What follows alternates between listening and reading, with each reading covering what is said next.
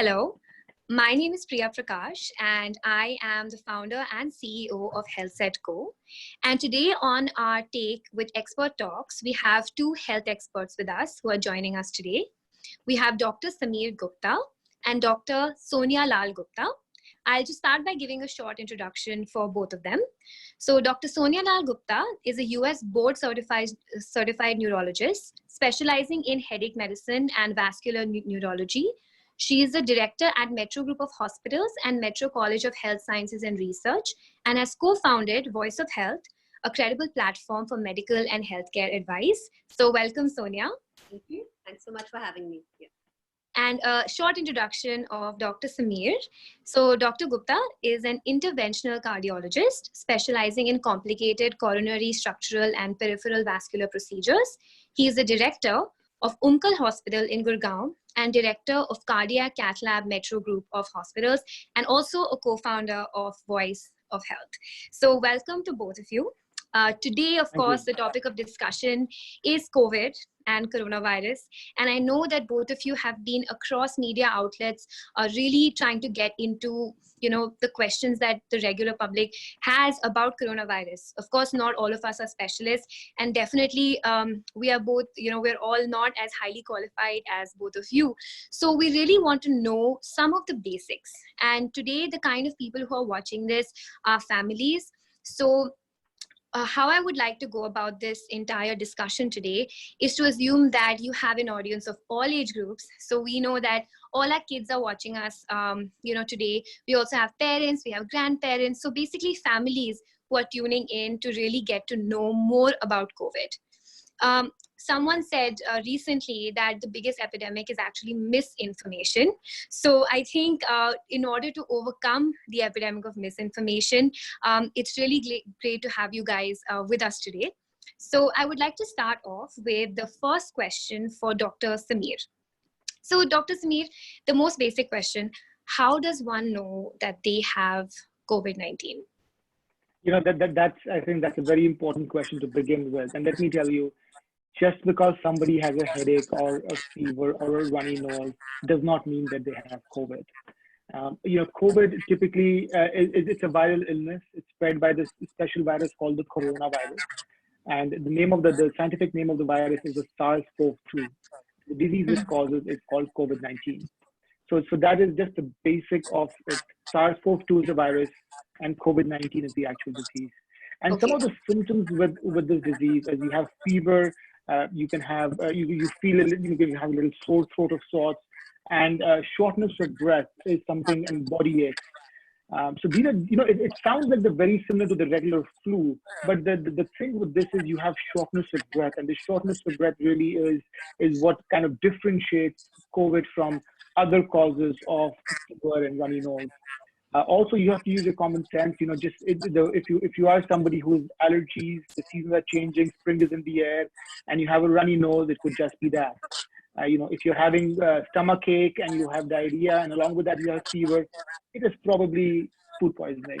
So, but these are some of the symptoms of COVID. And also now that we're on lockdown, some of the other things that will hint towards COVID is if you have an exposure to somebody who has confirmed COVID. Right? If you're living in one of those hot spots and you have some of these symptoms. If you are somebody who has traveled, it's now the 15th of April and nobody's traveled abroad for almost a month. But if you have somebody who's had exposure to somebody who's had a travel history in the last 2 to 3 weeks, then the chances are that it is probably, you have to go and think about COVID and start getting yourself tested. Yes, I think these are some of the, basics that not many people know about, that coronavirus is actually the name of the disease and not the name of the virus itself. The virus is called SARS-CoV-2, which I think, not too many people know about. So, Dr. Sonia, you want to add to this? Yeah, so basically, so coronavirus is actually it's a common cold virus. And within coronavirus, you have different types of virus. And that's why the infection is COVID-19. And the other symptom that I would like to add, what they discovered is that people sometimes have the early loss of smell. So even if they have fever, a dry cough, and they just have, and they have this loss of smell, or they can't taste their food properly, that could also be a hint that, maybe you could have COVID, and yes, you have to get tested, you have to go to the hospital and see a doctor.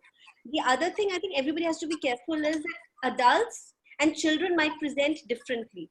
So that is something to keep in mind as well. Grandparents might present differently as well. Somebody is elderly in the family, they might present with more severe symptoms because their systems are not as strong as the younger ones. So that's why it is also important from that perspective to just look at everybody's symptoms in a separate way also and understand what they are having and then decide. Maybe for somebody who is elderly above 60 and has diabetes or a breathing issue like asthma or COPD, they might have to go to the hospital earlier than later. If they have a fever, and a cough, maybe they go to the hospital sooner to get tested. But if somebody young, who's a child or, who's healthy otherwise, if they have symptoms, then they shouldn't get very scared that, oh, do I have COVID? Do I have COVID? It's better than you stay at home, you self-isolate yourself, put a mask on. But if the symptoms get worse, then go to the hospital. So I think that's the... Yeah, I think that segues really well into the other question. And I just want you to elaborate on it. So what is that right time to rush to the doctor? Yeah. Because a lot of people say that the incubation period of this is anywhere between 10 to 14 days. Some people say 21 days. So how long should we really wait? Yeah, so the incubation period ranges from 2 to 14 days, but most of the people on an average get symptoms between 5 days of exposure. Okay. And typically the symptoms in a simple infection also, let's say simple COVID-19 infection also lasts for around 7 days. So most of the people start feeling better. But let us suppose somebody has fever and the fever is just very high. Let us say the fever is continuously at 102, 103, which is also seen. Or there's a point where people are having difficulty breathing.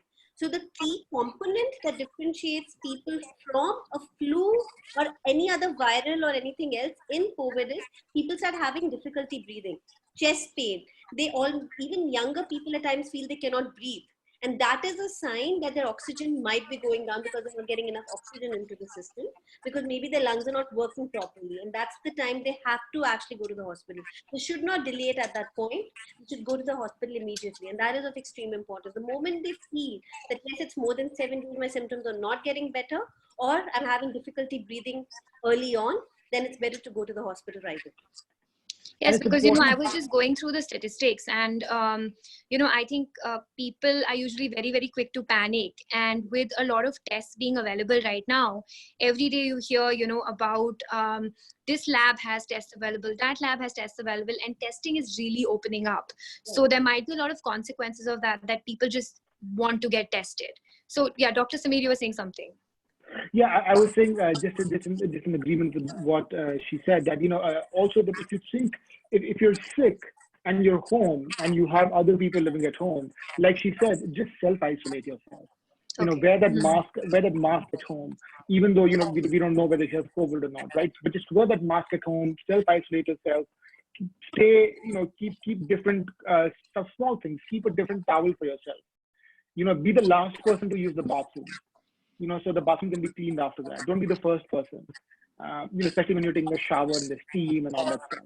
So just use some of these things and, just keep that in mind, because there may be other people over there who can get affected in case you do have COVID, because we don't know whether you have COVID.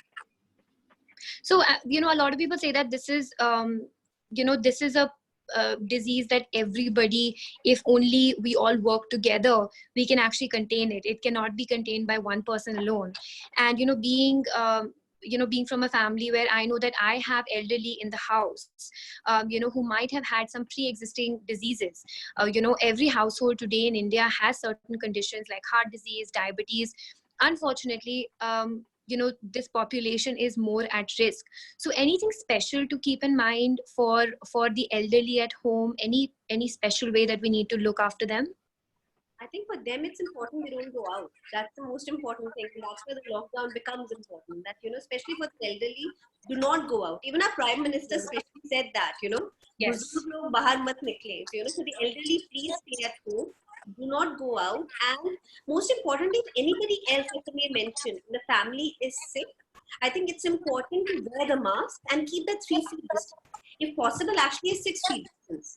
So just in general, I think at this time, grandparents and grandchildren kind of, that that lovey-dovey relationship that they share, More and lot of bonding kisses, and that bonding has to be from kind of a distance. You know, I love from far. you, Granny, I love you, grandma, but I love you from a distance for now, because it's not worth it. Something might be asymptomatic, and maybe in their grandparents, the same infection will be very severe. So that's the reason, especially with their grandparents, they should keep that 3 to 6 feet distance whenever they can.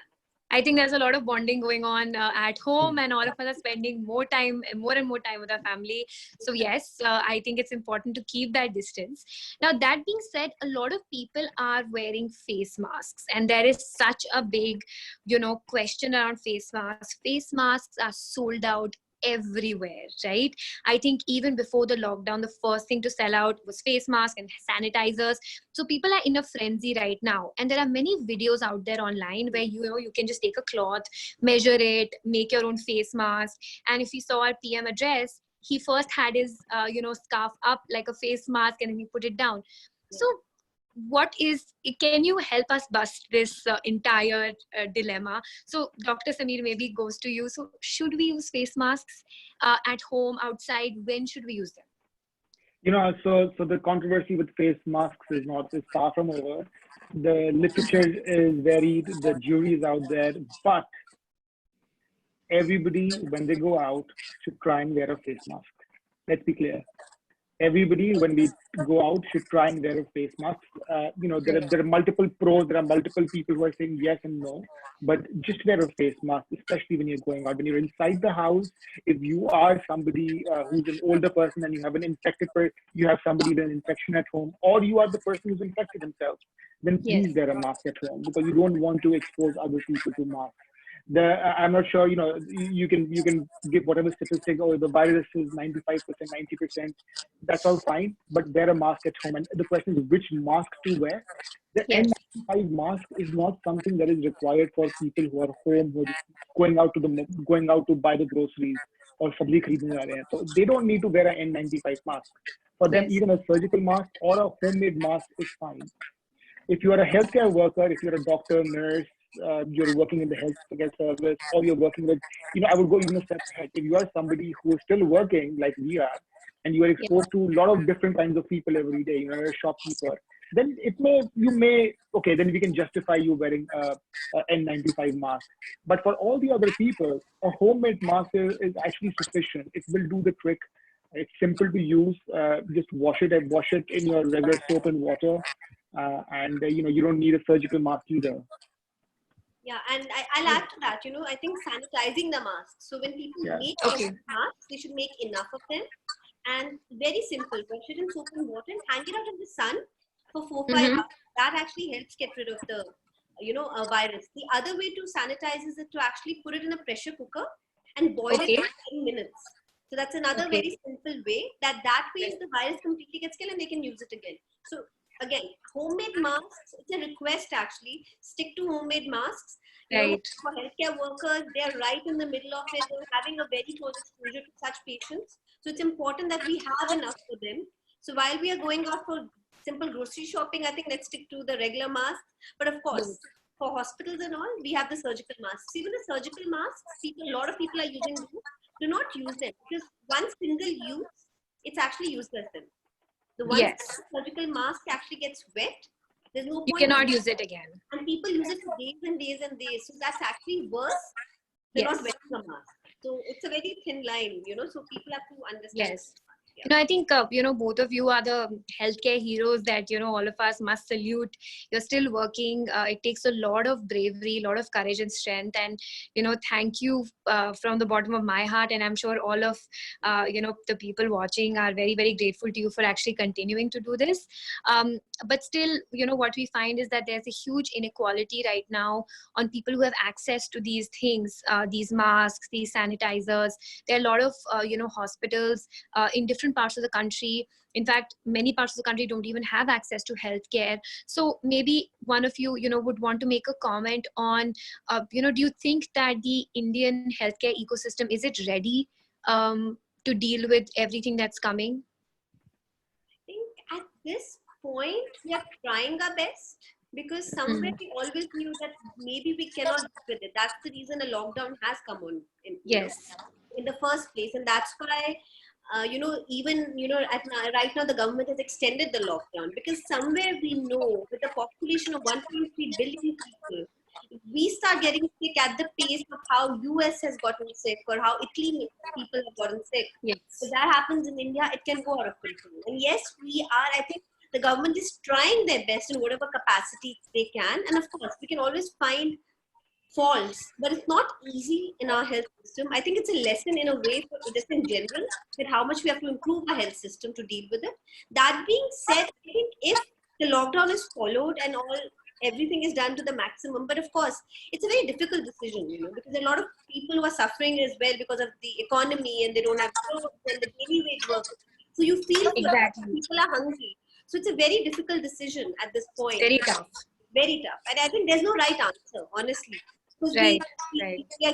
we gain some, we lose some kind of a situation, unfortunately. Yes. I mean, Bill Gates also, famously said a few years ago in his TED talk that we are, we need to be more prepared for epidemics. We need to be more prepared for pandemics.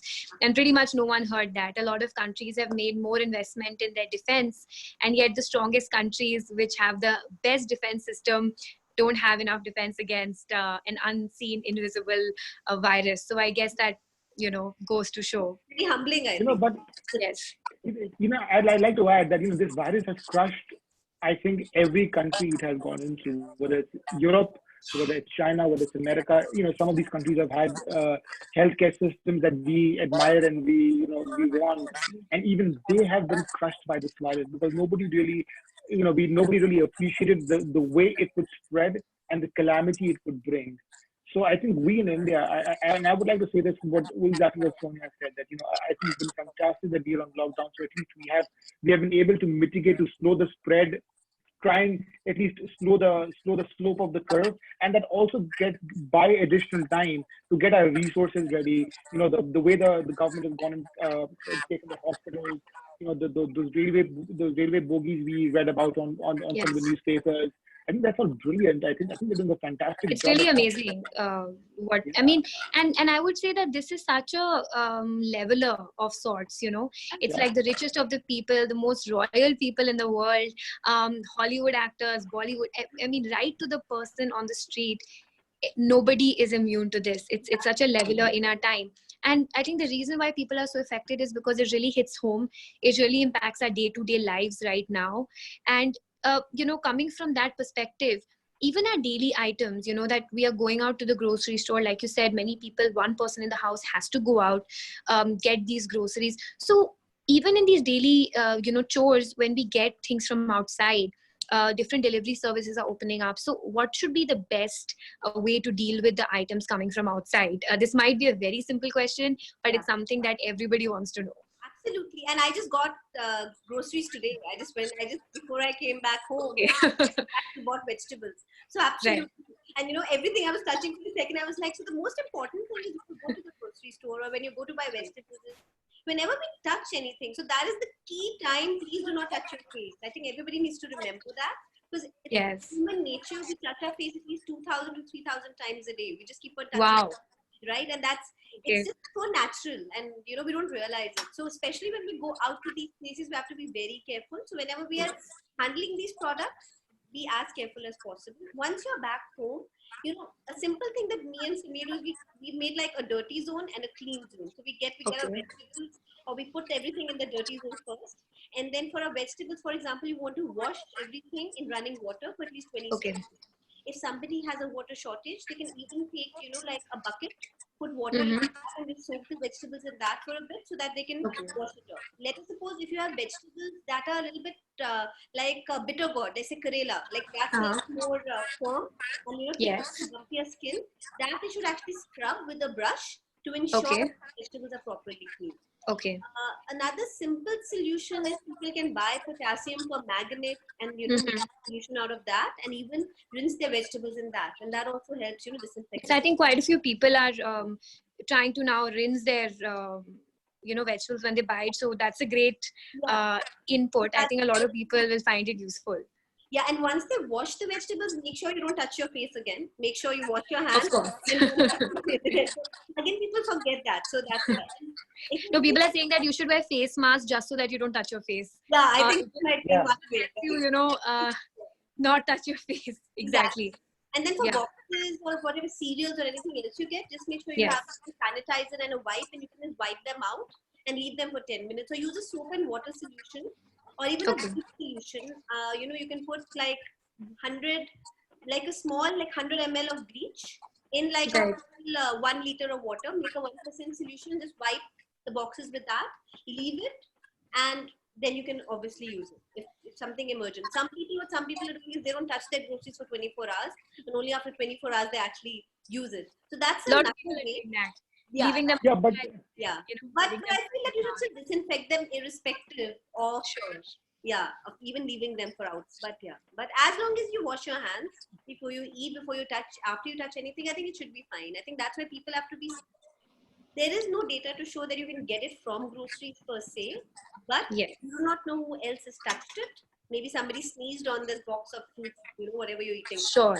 Yes. You want to wash the vegetables and fruits before you eat them, and the boxes as well. Yeah, and I think also, in the whole frenzy of, protecting themselves, people are taking a lot of these hygiene precautions, which in the Indian culture, hygiene is not our forte, I would say. But I think, we are doing a great job now. Everyone is washing their hands and disinfecting everything.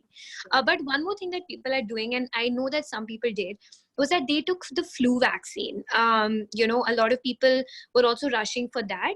And a lot of people who can afford it, obviously, have bought vitamins, immunity boosters, like a bunch of these things, right? So, maybe Dr. Sameer, you can give some input on this thing. That first of all, does the flu vaccine prevent us from coronavirus, and do these immunity boosters really work? So, as far as the flu vaccine is concerned, the answer is probably not. It doesn't give you too much in terms of benefit, because we can see that in America, right? And we can see that in some of the European countries. Absolutely. I mean, if you live in America, then, pretty much everybody gets the flu vaccine every year. I, as a healthcare provider, annually. When I was in America, I used to get the flu vaccine every year also. But you're seeing so many people over there still with the virus, right? So I'm not sure if it really helps them too much. So I would doubt if the flu vaccine per se would give you some benefit.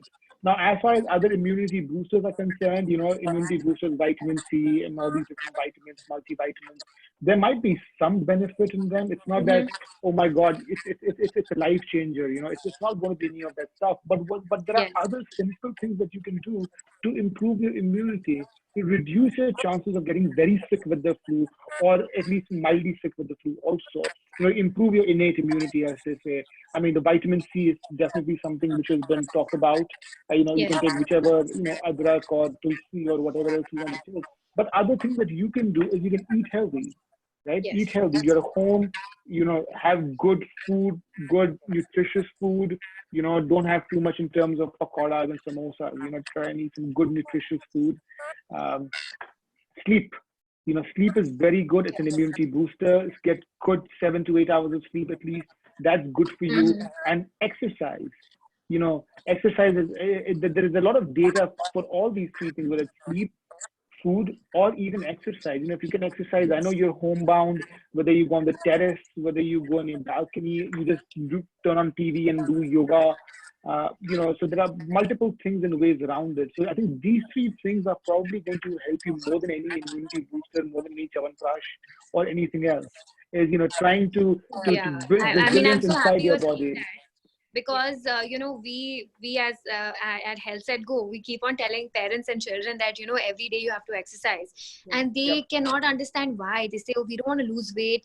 But I think the real correlation, what you are saying, it's not about losing weight. It's actually about maintaining a physically healthy body, and sleep and exercise and healthy eating all correlates to that. Absolutely. And I think this is where people are seeing the difference between health for looks or vanity versus health for health's sake. Exactly. So Priya, I'm a cardiologist and Sonia is a neurologist, right? And we both see these kind of people every day, right? I mean, hypertension, diabetics, family history of heart disease, heart attack. We see this every day. High cholesterol. People saying, yaar, मैं तो कुछ खाती नहीं, मैं जी आपका wait, आपका BMI तो 32 है, 33 है, I don't eat these things. But Exactly. I think it's important to remember that these things increase your risk of heart disease, they increase your risk of this thing, and it's not. And when you have a heart attack at the age of 60, it's not anything you did that day. It is everything you've done when you were 20. From 20 to 40 years, 20 to 60 years, those 40 years, all the bad habits have added up and led to that event when you were 60. So that is something for you to remember in all the watchers, all the viewers. Yeah, and I think one more thing I'll just add for the flu vaccine is let's take an opportunity to stress upon the fact now we have this entire world waiting desperately for the COVID-19, the coronavirus, vaccine. When will it come out? Oh, 12 months is far away. And we forget there's another flu that we all deal with, that India deals with every year. We have thousands and thousands of cases, and actually people die from it. Young people are also dying from it. And that's the swine flu, the H1N1, Yes. So there is a flu vaccine for that, and I think people need to realize the importance of taking it. Here we are waiting for something that doesn't exist, while we do not even take the advantage of protecting ourselves from something that does. That is such a poignant point because, I'll tell you, last year I got H1N1 and I had no idea that I even had it. Very similar, I guess, how these coronaviruses they actually work. You don't realize because your symptoms are so close to something else. Right. And when I got H1N1, of course, I had been ignorant of the fact that I should have got the vaccine because it's been available. It's quite an old disease, right? Swine flu in that sense. But still, people are not aware and taking vaccines. And, I thankfully, came out of that quite okay. But still now I'm more, vigilant on this, that as soon as I get the next opportunity to get vaccinated, I will. But this message that you've just given, I think needs to reach out to a lot of people that the existing vaccines also, people have actually not taken. Exactly. So people have to protect them, not just from COVID. I think people have to protect them from everything. Hand washing is important, not only because of this particular, it's important actually to protect you from typhoid. It's important to protect you from any foodborne illness. It's important to protect you from any other droplet infection. So I think for, kids who are listening, this as well, I think it's important for them to understand that wash your hands as much, before you eat, and that is extremely important. Parents tell you, wash your hands, there's a reason for it, and that there is something they have to follow, even in school. I think in school, children don't follow that as much. At home, they still would, but when you're eating it out of your tiffin box, you finish your class, you just open it up and you just gulp it. And you just eat it. We all have done that. We all have done that. We all are guilty. But I think that's when our children have to start taking those precautions as well. I think that would be. So anything specific you feel that for immunity, if you had to give, maybe any kind of recommendations in terms of a lot, vitamin C or any other vitamin or mineral, would there be any top 3 that you would probably recommend to people? So vitamin C is the only one that has some data that it's a good antioxidant. Okay. But apart from that, really, we don't have any evidence for anything else. So vitamin C, small amounts is fine. But I think as Sameer mentioned, the key thing is actually having good nutritious food and having, for anybody who can have, your fruits and vegetables.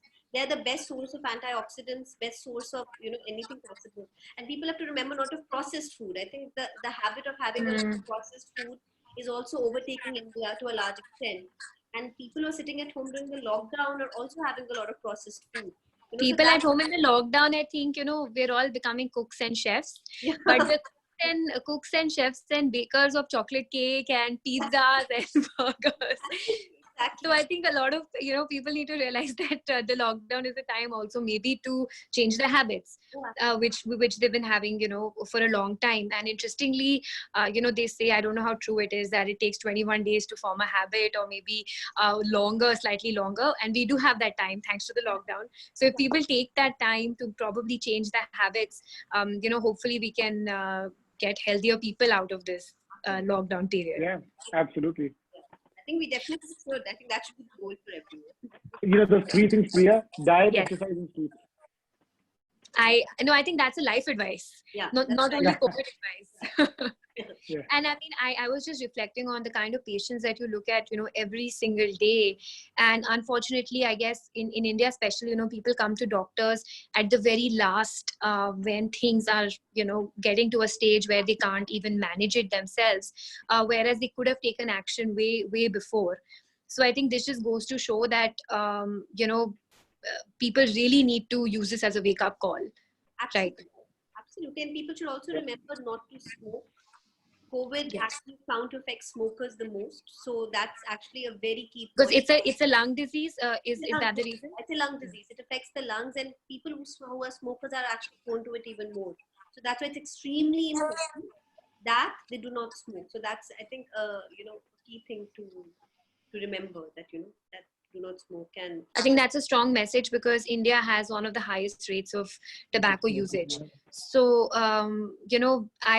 we do have like a lot of people saying that, it doesn't really matter, but it does, because that this disease is directly affecting the lungs. So yes. absolutely. So, coming to a final, future looking question, how do you think life is going to change for all of us? Of course, I'm asking you to be an oracle of sorts, but I would like both of you to chime in on this. How do you think life will change after COVID? I think Modi put it very well. He said in one of the interviews, he said, when you look at the history of the world, it's like the world before World War II, the world after World War II. So it's going to be the world BC, right? Before COVID, and now it's going to be AC after COVID. That's how we're going to identify the world. But and it's just not that, on the 3rd of March, 3rd of May, supposing the lockdown is lifted or partially lifted, oh my God, the virus is gone. We're all free. Let's go out in the street and celebrate like India just won the World Cup. Let's not do that. It'll have to be, you have to be cognizant. It'll be so slow. People will still be concerned about going in big, large public settings. They'll still think twice before taking an airplane flight. Is it really required? Do I have to go? Do I really have to go to a public gathering? And that's how it should be also, rightfully so. It's just not that the government has lifted lockdown, because, Priya, never in the history of mankind, at least in my living time, have we ever been in a state where I have been dependent on Priya for my wellness and Priya has been dependent on me for her wellness? Because if I don't take care, I can spread the disease to you. And if you don't take care, you can spread the disease to Sonia. And that's how the circle goes. So we all have to come together as a community to fight this. And that's very, very important for everyone to understand. Yes. Absolutely. And I think Sameer just put it perfectly. I think the world will change. I was looking at some old videos, and the way humans love to interact. And now everybody's sitting in their homes, and people don't even know how to live with their families, I think. So this is like a test for everyone to even live together. And now coming out of it, either you'll have strong bonds also, but at the same time, I think people are going to be scared. Do we get to the public gathering? And I think that fear, when can we break that fear? Will it actually take us a year and a half till the vaccine is out for us to live normally again? Will we continue using the mask even after the lockdown is lifted? And I think that's a big possibility, that the usage of masks, as in cotton masks, regular, your scarves, anything at all, I think that might probably continue. I'm sure most of us, when we fly after this, we will have a tendency to use a mask, right? That we do not want to get infected. So I think definitely awareness and a fear, and somewhere human relations will change. I don't know, being maybe very philosophical, but I feel that at a certain level, the way people interact, that will change. And fundamental change. Yes. Fundamental, there will be some fundamental change. And I think students are experiencing that. I think staying at home and doing these online classes, but they miss meeting their friends. They miss playing with them. And, that is something, people, one of our nieces, she put on it. She's like, I feel I've not seen my college life. She just started a few months ago, and now she's stuck here in India. So she's miserable. Yeah, so I think human touch and human interaction is something. It'll be interesting to see what happens post the lockdown and post this whole Yes, I mean, again, both of you have been, spreading the right information, going out to these platforms and saying the right things. I think that's what people need to hear. more verified information, and really to understand that at the end of the day, they are in control of taking care of themselves and taking care of people around them. So I would really like to thank both of you for being here and having this conversation. Of course, it was full of a lot of basic questions, but I think it's something that everybody needs to hear again, and everybody will truly appreciate. So thank you so much for being part of this, and hope to interact with you at some point soon again. Thank you so much for having us. Thank you for having us. Great platform. Thank you. Thank you.